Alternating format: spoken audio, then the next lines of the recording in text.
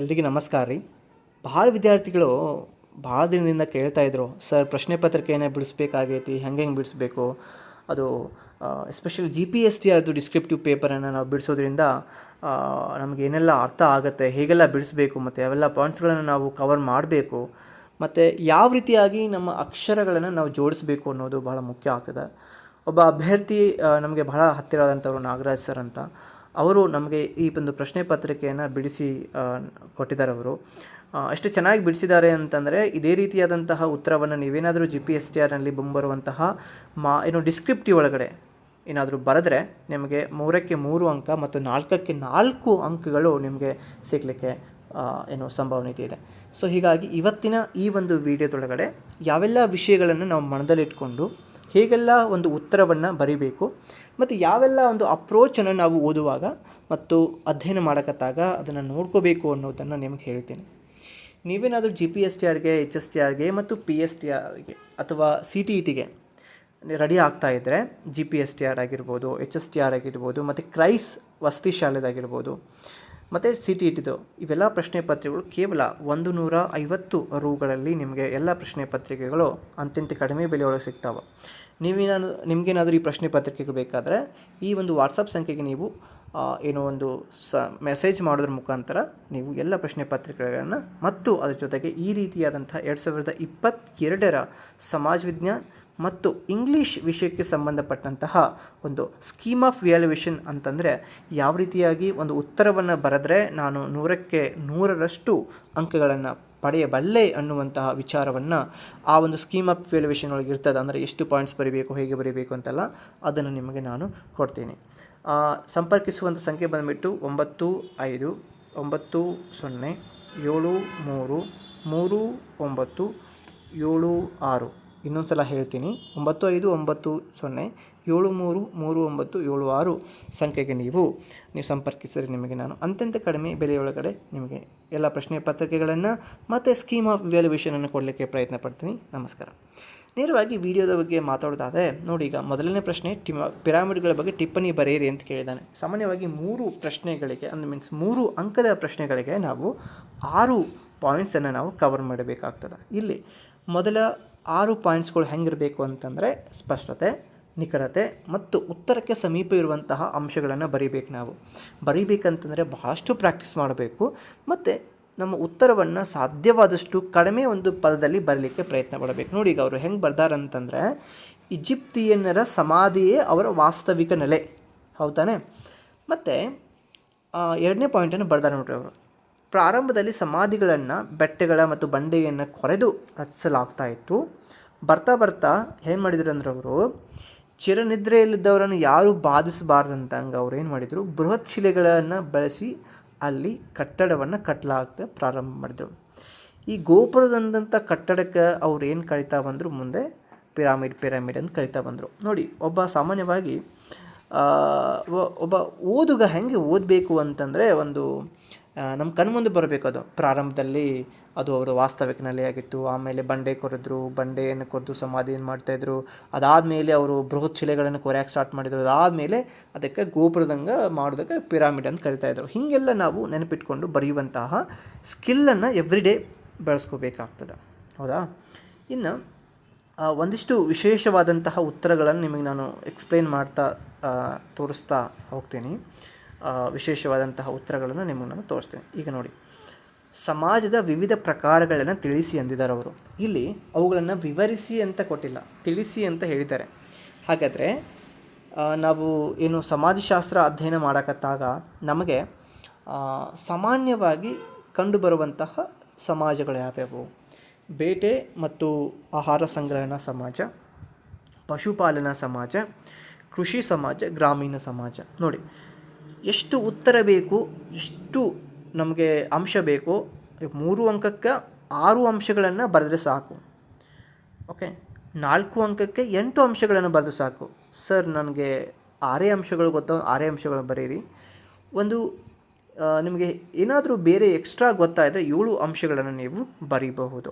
Okay, ಇದು ನಿಮಗೆ ನೆನಪಿರಲಿ. ನೋಡಿ, ಈಗ ಅವರು ಸಾಮಾನ್ಯವಾಗಿ 7 ಸಮಾಜಗಳನ್ನು ಸಾಮಾನ್ಯವಾಗಿ ಬರೆದಾರೆ ಅವರು.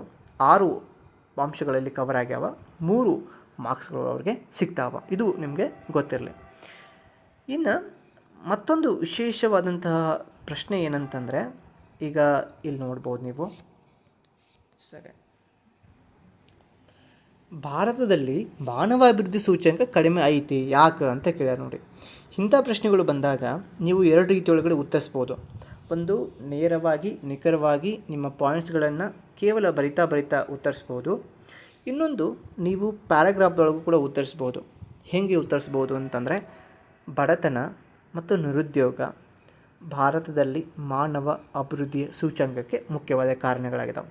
ಪ್ರಮುಖ ಇತರೆ ಕಾರಣಗಳೆಂದರೆ ಕಡಿಮೆ ತಲಾವರಮಾನ, ಮೂಲ ಸೌಕರ್ಯಗಳ ಕೊರತೆ, ಆರ್ಥಿಕ ಅಸಮಾನತೆ ಮತ್ತು ಕೃಷಿ ಹಿಂದುಳುವಿಕೆ, ಕೈಗಾರಿಕರಣ ಅನಭಿವೃದ್ಧಿ, ಆಹಾರ ಅಭದ್ರತೆ, ಉದ್ಯೋಗ ಅಭದ್ರತೆ, ಸಂಪತ್ತಿನ ಅಸಮಾನ ಹಂಚಿಕೆ. ಇವೆಲ್ಲ ಅಂಶಗಳು ಸಾಮಾನ್ಯವಾಗಿ ಭಾರತದಲ್ಲಿ ಮಾನವ ಅಭಿವೃದ್ಧಿ ಸೂಚ್ಯಂಕಕ್ಕೆ ಮುಖ್ಯವಾದಂತಹ ಕಾರಣಗಳಾಗಿದ್ದಾವೆ. ಸೊ ಈ ರೀತಿಯಾದಂಥ ಪ್ಯಾರಾಗ್ರಾಫನ್ನು ಕೂಡ ಬರೀಬಹುದು. ಬಟ್ ಈ ರೀತಿಯಾದಂತಹ ಅಂಶಗಳನ್ನು ನಾವು ಜಸ್ಟ್ ಒಂದು ಪಾಯಿಂಟ್ಸ್ಗಳಲ್ಲಿ ಬರೆದ್ರೆ ನಮಗೆ ಅಂಕಗಳು ಸಿಗಲಿಕ್ಕೆ ಪ್ರಾರಂಭ ಆಗ್ತವೆ. ಈಗ ಪ್ರಾಮುಖ್ಯತೆಗಳನ್ನು ಬರೆಯಕತ್ತಾಗ ಸಾಧ್ಯವಾದಷ್ಟು ನೀವು ಆ ಪದಗಳನ್ನು ನೀವು ಕಡಿಮೆ ಮಾಡಬೇಕಾಗತ್ತೆ. ಈಗ ನೋಡಿ, ವ್ಯವಹಾರದಲ್ಲಿ ಲೆಕ್ಕ ಬರಹದ ಪ್ರಾಮುಖ್ಯತೆಯನ್ನು ತಿಳಿಸಿ ಅಂತ ಹೇಳಿದ್ದಾರೆ. ಈಗ ನೀವು ಇನ್ನೂ ಉತ್ತರವನ್ನು ಹೆಂಗೆ ಕಡಿಮೆ ಅಂಶದಲ್ಲಿ ಬರೀಬೋದು ಅಂತ ಹೇಳ್ತೀನಿ. ಜಮಾ ಖರ್ಚಿನ ಕಾಯಂ ದಾಖಲೆತಿಗಾಗಿ ಅಂತ ಬರೀಬೋದು. ಲೆಕ್ಕ ಬರಹದ ದಾಖಲೆಗಳು ವ್ಯವಹಾರ ವಹಿವಾಟುಗಳ ಪೂರ್ಣ ಮಾಹಿತಿಯನ್ನು ನೀಡುತ್ತವೆ. ಲೆಕ್ಕ ಬರಹದ ದಾಖಲೆಗಳ ಪೂರ್ಣ ವಹಿವಾಟುಗಳ ಮಾಹಿತಿಯನ್ನು ನೀಡುವುದಕ್ಕೆ ಅಂತ ಕೂಡ ಬರಿಬೋದು. ಮತ್ತು ವ್ಯವಹಾರದ ಹಣಕಾಸಿನ ಸಾಮರ್ಥ್ಯ ಗೊತ್ತಾಗುವುದಕ್ಕೆ, ಇದು ರೀತಿಯ ಒಂದು ಪಾಯಿಂಟು. ಇನ್ನು ಲೆಕ್ಕ ಬರಹದ ದಾಖಲೆಗಳು ನೋಡಿ, ಈಗ ಅವರು ಸ್ವಲ್ಪ ಒಂದೊಂದು ಅಂಶವನ್ನು ಒಂದು ಲೈನಲ್ಲಿ ಬರೆದಿಲ್ಲ, ಬಟ್ ನೀವು ಹಾಗೆ ಬರಲಿಕ್ಕೆ ಪ್ರಯತ್ನ ಪಡಬೇಕು. ಇನ್ನೂ ಕೆಲವೊಂದಿಷ್ಟು ವಿಶೇಷವಾದಂತಹ ಅಂಶಗಳನ್ನು ನಿಮಗೆ ಹೇಳ್ತೀನಿ. ನೆಹರು ಅವರನ್ನು ನವಭಾರತ ಶಿಲ್ಪಿ ಎನ್ನುವರು ಯಾಕೆ? ಸಾಮಾನ್ಯವಾಗಿ ಅಭ್ಯರ್ಥಿಗಳು ಮಾಡೋ ತಪ್ಪುಗಳೇನಪ್ಪ ಅಂತಂದರೆ, ಇವೆಲ್ಲ ಪ್ರಶ್ನೆಗಳಿಗೆ ನೀವು 11, 12 ಮತ್ತು ದೊಡ್ಡ ಸ್ಟ್ಯಾಂಡರ್ಡ್ ಬುಕ್ಸ್ಗಳ ಬಗ್ಗೆ ಅಲ್ಲಿರುವಂತಹ ಪಾಯಿಂಟ್ಸ್ಗಳನ್ನು ನೀವು ಹಾಗೆ ಬರೀತೀರಿ. ಅದು ಹಾಗಲ್ಲ. 8, 9, 10ನೇ ತರಗತಿಯ ಎಲ್ಲ ಸಮಾಜ ವಿಜ್ಞಾನ ಮತ್ತು ವಿಜ್ಞಾನ ಟೆಕ್ಸ್ಟ್ ಬುಕ್ಸ್, ವಿಜ್ಞಾನ ಅಭ್ಯರ್ಥಿಗಳು ವಿಜ್ಞಾನ ಟೆಕ್ಸ್ಟ್ ಬುಕ್ಸ್ಗಳ ಬಗ್ಗೆ ಅಲ್ಲಿ ಏನು ಅಂಶ ಇದೆಯೋ, ಅಲ್ಲಿ ಏನು ವಿಷಯ ಇದೆಯೋ ಅವುಗಳನ್ನು ನೀವು ಹಾಕಿ ಬರೀಬೇಕು. ಅಂದಾಗ ನೀವೇನಾಗ್ತೀರಿ, ಟೀಚರ್ ಆಗೋಕ್ಕೆ ಸಾಧ್ಯ ಇದೆ. ಇದು 10ನೇ ತರಗತಿಯಲ್ಲಿ ಕೇಳಿರುವಂಥ ಪ್ರಶ್ನೆ ಇವೆಲ್ಲ. ನೋಡಿ, ನೆಹರು ಅವರನ್ನು ಯಾಕೆ ನಾವು ನವಭಾರತ ಶಿಲ್ಪಿ ಅಂತೀವಿ? ಇವರು ಭಾರತದ ಮೊದಲ ಪ್ರಧಾನಮಂತ್ರಿ ಆದರು, ವಿದೇಶಾಂಗ ನೀತಿಯನ್ನು ರೂಪಿಸಿದರು, ಅಲಿಪ್ತ ನೀತಿಯನ್ನು ಅನುಸರಿಸಿದರು, ಶಾಂತಿ ಸಹಬಾಳ್ವೆ ಎನ್ನುವಂಥ ಸೂತ್ರ ಕೊಟ್ಟರು, ಮತ್ತು ಕೈಗಾರಿಕರಣವನ್ನು ಮಾಡಿಸಿದರು, ಮಿಶ್ರ ಆರ್ಥಿಕ ನೀತಿಯನ್ನು ಕೂಡ ಅನುಸರಿಸುವಂಥ ಕೆಲಸವನ್ನು ಮಾಡಿದರು ಇವರು. ಮತ್ತು ಅದೇ ರೀತಿಯಾಗಿ ಇವರು ಸಂಸ್ಥಾನ ವಿಲೀನಕ್ಕೆ ಕೂಡ ಸಹಕರಿಸಿದರು, ಹೌದಲ್ವಾ? ಪಂಚಶೀಲ ಒಪ್ಪಿಕೊಂಡ್ರು. ಇಲ್ಲಿ ಬೇಕಾಗಿರುವಂಥದ್ದು ಏನು? 3 ಅಂಕಕ್ಕೆ ಸಾಮಾನ್ಯವಾಗಿ ನಮಗೆ 6 ಪಾಯಿಂಟ್ಸ್ಗಳು ಬೇಕು. ಇನ್ನು 4 ಏನಾದರೂ ಅಂಕ ಇದ್ದರೆ ಅದಕ್ಕೆ ಸಾಮಾನ್ಯವಾಗಿ 8 ಪಾಯಿಂಟ್ಸ್ಗಳನ್ನು ಬರೀಬೇಕಾದಂಥ ಪರಿಸ್ಥಿತಿ ಎದುರಾಗ್ತದೆ. ಹೀಗೆ ನೀವು ಬರೀಬೇಕು. ಇದು ನಿಮಗೆ ಸ್ಪಷ್ಟವಾಗಿ ಗೊತ್ತಿರಲಿ. ಈಗ ಇನ್ನೊಂದು ರೀತಿಯಾದಂಥ ಪ್ರಶ್ನೆಗಳು ಕಂಡು ಬರ್ತಾವೆ. ಈಗ ನೋಡಿ, ಇದರಲ್ಲಿ ಸಾಮಾನ್ಯವಾಗಿ 2 ಪ್ರಶ್ನೆಗಳಿದಾವೆ. ಇದರಲ್ಲಿ ರಾಜ್ಯಪಾಲರ ಅರ್ಹತೆ ಮತ್ತು ಅಧಿಕಾರಗಳನ್ನು ತಿಳಿಸ್ರಿ ಅಂತ ಹೇಳ್ಯಾರ ಅವರು. ಇಲ್ಲಿ ಈಗ ಇದು 4 ಅಂಕಕ್ಕಿದ್ರೆ ಹಂಗೆ ಹೇಳತ್ತ ನಿಮಗೆ ನಾನು. ಉದಾಹರಣೆಗೆ, ರಾಜ್ಯಪಾಲರ ಅರ್ಹತೆ ಇದು 2 ಅಂಕ, ಅಧಿಕಾರಗಳು ಇವು 2 ಅಂಕ, ಅಂದರೆ 2 + 2 4 ಅಂಕಗಳಾಗ್ತವೆ. ಒಂದು ವೇಳೆ ರಾಜ್ಯಪಾಲರ ಅರ್ಹತೆ ಅವರ ಅಧಿಕಾರಿಗಳು ಇದು 3 ಅಂಕಕ್ಕೆ ಪ್ರಶ್ನೆ ಕೇಳಿದರೆ ಇದರಲ್ಲಿ 1.5 ಅಂಕ, ಇಲ್ಲಿಂದ ಇಲ್ಲಿ 1.5 ಅಂಕ ಅಂತ ಆಗುತ್ತೆ. ಹಾಗಾದರೆ ನೀವು ಏನಾದರೂ ಈ 4 ಅಂಕಕ್ಕೆ ಕೇಳಿದರೆ ಇಲ್ಲಿ ಅರ್ಹತೆಗಳನ್ನು 4 ಬರೀಬೇಕಾಗತ್ತೆ, ಮತ್ತು ಅಧಿಕಾರಿಗಳನ್ನು ಅಧಿಕಾರಿಗಳು ಅವು 4 ಬರೀಬೇಕಾಗತ್ತೆ. ಒಟ್ಟು 8 ಅಂಕಗಳು ಇರಬೇಕಾಗುತ್ತೆ. ಮೀನ್ಸ್ 8 ಪಾಯಿಂಟ್ಸ್ಗಳು ಇರಬೇಕಾಗತ್ತೆ.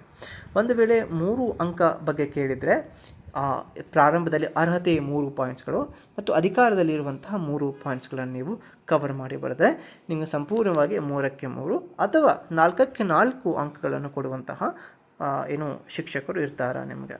ಓಕೆ, ಇದು ನಿಮಗೆ ಗೊತ್ತಿರಲಿ.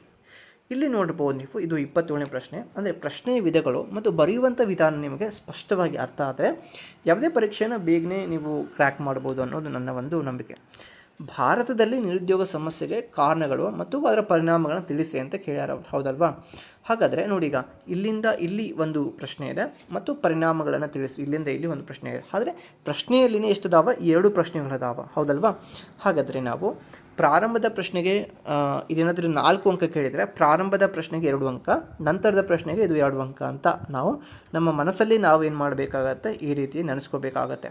ಹಾಗಾದರೆ ಸಮಸ್ಯೆಗೆ ಕಾರಣಗಳನ್ನು ನಾವು 4 ಬರಿಬೇಕಾಗತ್ತೆ, ಪರಿಣಾಮಗಳನ್ನು 4 ಬರಿಬೇಕಾಗತ್ತೆ. ಒಟ್ಟು ನಾವೇನು ಮಾಡ್ಬೋದು, 8 ಪಾಯಿಂಟ್ಸ್ಗಳನ್ನು ನಾವು 4 ಅಂಕಕ್ಕೆ ಬರೀಬೇಕು. 3 ಅಂಕಕ್ಕೆ ಕೇಳಿದರೆ 6 ಬರೀಬೇಕು. ನಿಮಗೆ ಗೊತ್ತಿರಲಿ. ನೋಡಿರಿ, ಈಗ ಅವರು ಎಷ್ಟು ಚೆನ್ನಾಗಿ ಬರೆದಾರಲ್ವ.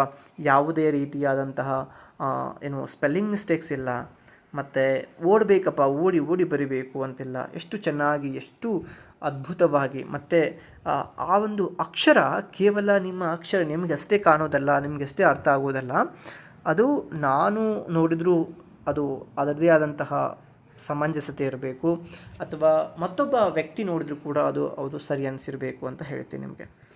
ಇನ್ನು ಮುಂದಿನ ಕೆಲವೊಂದಿಷ್ಟು ಪ್ರಶ್ನೆಗಳನ್ನು ನಾನು ನಿಮಗೆ ಹೇಳ್ತೀನಿ. ಈಗ ಭಾರತವು ಭವಿಷ್ಯದಲ್ಲಿ ಅಸಾಂಪ್ರದಾಯಿಕ ಇಂಧನದ ಮೂಲಗಳನ್ನು ಅವಲಂಬಿಸಬೇಕು, ವಿಶ್ಲೇಷಿಸಿ ಅಂತ ಹೇಳಿದ್ದಾರೆ. ನೋಡಿ, ಇದು ತಾರ್ಕಿಕವಾಗಿ ವಿಚಾರ ಮಾಡಿ ಅರ್ಥ ಮಾಡಿಕೊಂಡು ಬರೆಯುವಂಥ ಪ್ರಶ್ನೆಯಾಗಿದೆ ಇದು. ಸಾಮಾನ್ಯವಾಗಿ ಈ ಪ್ರಶ್ನೆಯನ್ನು ನೀವು ನೋಡಿಬಿಟ್ರೆ, ಸಾಮಾನ್ಯವಾಗಿ ಇದನ್ನು ನಾವು ಸಣ್ಣ ಪಾಯಿಂಟ್ಸ್ಗಳಲ್ಲಿ ಬರಲಿಕ್ಕೆ ಆಗೋದಿಲ್ಲ. ಹೀಗಾಗಿ ಅವರು ಎಷ್ಟು ಚೆನ್ನಾಗಿ ಬರ್ತಾರೆ ನೋಡಿ. ಒಂದು ಪಾಯಿಂಟನ್ನು ಎರಡು ಲೈನಲ್ಲಿ ಬರ್ತಾರೆ. ಸುಮಾರು ನಾವು 8 ಪಾಯಿಂಟ್ಗಳು ಬರೀಬೇಕಾಗಿರೋದ್ರಿಂದ ಈ ರೀತಿಯ ಪ್ರಶ್ನೆಗಳು ನಮಗೆ ಹೆಚ್ಚಿನ ಸಮಯವನ್ನು ಹಿಡಿದಿರ್ತಾವೆ. ಸಾಧ್ಯವಾದಷ್ಟು ನೀವು ಬೇರೆ ಬೇರೆ ಸುಲಭವಾದಂಥ ಪ್ರಶ್ನೆಗಳನ್ನು ಕಡಿಮೆ ಒಂದು ಸಮಯದಲ್ಲಿ ಉತ್ತರಿಸಿ ಇಂತಹ ಪ್ರಶ್ನೆಗೆ ಹೆಚ್ಚಿಗೆ ಸಮಯವನ್ನು ಕೊಡುವಂತಹ ವಿಚಾರವನ್ನು ಮಾಡಬೇಕು ನಾವು. ಕೇವಲ ಇದನ್ನು ಪರೀಕ್ಷಾ ಸಮಯದಲ್ಲಿ ಮಾತ್ರವೇ ಅಲ್ಲ, ನಾವು ಈಗ ಏನು ಮನೆಯಲ್ಲಿ ಕುಂತು ಪ್ರಯತ್ನ ಮಾಡ್ತಿರ್ತೀವಲ್ಲ, ಇದ್ರ ಬಗ್ಗೆಯೂ ಕೂಡ ನಾವು ಒತ್ತು ಕೊಡಬೇಕಾಗತ್ತೆ. ನೋಡಿ, ಈಗ ವಿಶ್ಲೇಷಿಸಿ ಅಂತಂದಾಗ ನಾವು ಕೇವಲ ಪಾಯಿಂಟ್ಸಲ್ಲಿ ಬರೆದ್ರೆ ನಮ್ಮ ಉತ್ತರ ಏನಾಗುತ್ತೆ, ಉತ್ತರ ಆಗುವುದಿಲ್ಲ. ಪ್ರಸ್ತುತ ಭಾರತದಲ್ಲಿ ಮಿತಿಯಾದ ಪೆಟ್ರೋಲಿಯಂ ನಿಕ್ಷೇಪವಿದ್ದು ಅದರ ಅಗತ್ಯ ಬೇಡಿಕೆಗಾಗಿ ಅಪಾರ ಪ್ರಮಾಣದ ಪೆಟ್ರೋಲಿಯಮನ್ನು ಆಮದು ಮಾಡಿಕೊಳ್ಳುತ್ತಿದ್ದೇವೆ, ಹೌದಲ್ವಾ? ಸೊ ಇದು ಒಂದು. ಇನ್ನು ಆದರೂ ಭಾರತ ಜಲವಿದ್ಯುತ್ ಉತ್ಪಾದನೆಗೆ ಅನುಕೂಲಕರವಾದ ಅಂಶಗಳನ್ನು ಹೊಂದಿದೆ, ಹೌದು, ನಿಜ. ಆದರೆ ಏನಾಗಿದೆ, ಪ್ರಸ್ತುತ ದೇಶದಲ್ಲಿ ಅಸಮರ್ಪಕವಾದ ಮಳೆಯ ಹಂಚಿಕೆ ಕ್ಷೀಣತೆಯಿಂದಾಗಿ ಸಾಕಷ್ಟು ಜಲವಿದ್ಯುತ್ ಶಕ್ತಿ ಉತ್ಪಾದಿಸಲು ಆಗುತ್ತಿಲ್ಲ. ಹೀಗಾಗಿ ನಾವೇನು ಮಾಡಬಹುದು, ಈಗ ಪರಮಾಣು ಶಕ್ತಿಯ ಉತ್ಪಾದನೆಯನ್ನು ನಮ್ಮ ಅಗತ್ಯಕ್ಕೆ ತಕ್ಕಂಗೆ ನೀಡಿಸಲಾಗುವುದು. ಅಸಾಂಪ್ರದಾಯಿಕ ಇಂಧನವನ್ನು ಸಂಪನ್ಮೂಲ ಸಾಕಷ್ಟು ಪ್ರಮಾಣದಲ್ಲಿದ್ದಾವೆ. ಅಂದರೆ ನವೀಕರಿಸಬಲ್ಲ, ಯಾವುದು ಮಾಲಿನ್ಯ ರಹಿತ, ಪರಿಸರ ಸ್ನೇಹಿ ಮತ್ತು ನಿಸರ್ಗದಲ್ಲಿ ಉಚಿತವಾಗಿ ಲಭ್ಯವಿದ್ದಾವೆ, ಅವುಗಳನ್ನು ನಾವು ಬಳಕೆ ಮಾಡ್ಬೋದು. ನೋಡಿ, ಈ ರೀತಿಯಾಗಿ ನಾವು ಏನು ಮಾಡಬೇಕಾಗತ್ತೆ, ಉತ್ತರವನ್ನು ಬರೀಬೇಕಾಗತ್ತೆ. ಈಗ ವ್ಯವಸಾಯದ ವಿಧಗಳು ಅಂತ ನೇರವಾಗಿ ಕೇಳಿದ್ದಾರೆ. ನೇರವಾದಂಥ ಪ್ರಶ್ನೆಗೆ ನೇರವಾದ ಉತ್ತರವನ್ನು ಬರೀಬೇಕು. ಸೊ ಇಷ್ಟು ಚೆನ್ನಾಗಿ ಅವರು ಬರ್ದಾರಂದರೆ ನಾವು ಅವರಿಗೆ ಖಂಡಿತವಾಗಲೂ ಕೂಡ ಚಪ್ಪಾಳಿಯನ್ನು ತಟ್ಟಬೇಕು. ಸಾಮಾನ್ಯವಾಗಿ ಇದು ನಾನು ಅವ್ರದ್ದು ನಿಮಗೆ ತಿಳಿಸಿ ಹೇಳ್ತಾ ಇದ್ದೀನಿ ಅಂತಂದರೆ ಇದರಲ್ಲಿ ಅವ್ರ ಶ್ರಮ ಬಹಳ ಇದೆ. ಇದು ನೀವು ಸರಿಯಾಗಿ ಇದನ್ನು ನೀವು ಏನು ಮಾಡಬೇಕು, ಈ ರೀತಿಯಾದಂಥ ವಿಚಾರಗಳನ್ನು ನೀವು ಕೂಡ ವಿಚಾರ ಮಾಡಬೇಕು. ಅದೇ ರೀತಿಯಾಗಿಂತ ಬರೆಯುವಂಥ ಕೆಲಸ ಮಾಡಬೇಕು. ನೀವು ಬರೀರಿ, ನಿಮ್ಮ ಉತ್ತರಗಳನ್ನು ದಯವಿಟ್ಟು ಕೆಳಗಿನ ನನ್ನದೇ ಸಂಪರ್ಕಿಸುವಂಥ ಸಂಖ್ಯೆಗೆ ನೀವು ಕಳಿಸಿದ್ದೆ ಆದರೆ ನಾನು ನೋಡ್ತೀನಿ ಏನು ತಪ್ಪದಾವ, ಏನೆಲ್ಲ ತಿದ್ಕೊಳ್ಬೇಕು, ಮತ್ತು ಏನೆಲ್ಲ ಬರೀಬಹುದು, ಇನ್ನೂ ನಿಮ್ಮ ಅಕ್ಷರಗಳು ಸರಿ ಆಗ್ತಾ ಇದ್ದಾವ, ಎಷ್ಟು ಅಂಕ ಬರ್ಬೋದು ನಿಮಗೆ, ಇಂಥ ಎಲ್ಲ ಸಣ್ಣ ಪ್ರಶ್ನೆಗೆ ನಾನು ನಿಮಗೆ ಉತ್ತರ ಕೊಡುವಂಥ ಪ್ರಯತ್ನ ಮಾಡ್ತೀನಿ. ಸೊ ಇವತ್ತಿನ ವಿಡಿಯೋ ನಿಮಗೇನಾದರೂ ಉಪಯೋಗಕಾರಿ ಅನಿಸಿದರೆ ನಿಮ್ಮ ಸ್ನೇಹಿತರು ಕೂಡ ಶೇರ್ ಮಾಡೋದು ನಿಮ್ಮ ಜವಾಬ್ದಾರಿ. ಸೊ ದಯವಿಟ್ಟು ಆ ಕೆಲಸವನ್ನು ಮಾಡಿರಿ. ಮತ್ತು ಮುಂದಿನ ವಿಡಿಯೋದೊಳಗಡೆ ನಿಮ್ಮ ಜೊತೆಗೆ ನಾನು ಬಂದು ಈ ರೀತಿಯಾದಂಥ ವಿಶೇಷವಾದಂಥ ವಿಷಯಗಳನ್ನು ಹಂಚ್ಕೊಳ್ಳೋಕ್ಕೆ ಇಷ್ಟಪಡ್ತೀನಿ. ನಮಸ್ಕಾರ.